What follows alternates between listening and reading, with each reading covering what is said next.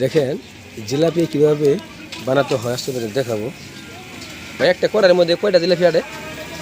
25-26 piece. তা কতক্ষণ লাগে এই জিলাপি হতে?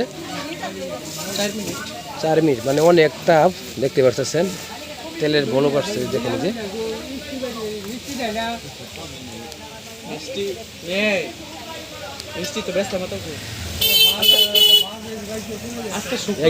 একদিক দিয়ে বানানো হচ্ছে, আরেক দিক দিয়ে বিক্রি করা হচ্ছে।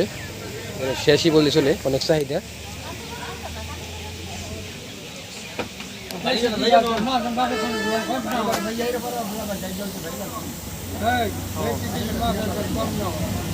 শিরার মধ্যে থেকে নামানোর পর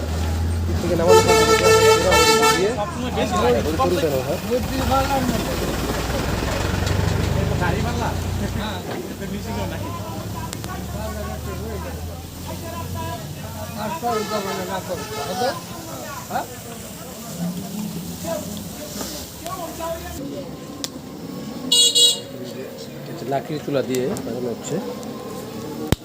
শিরার মধ্যে নেওয়া হবে, যে জিলাপি কালার হয়ে যাবে।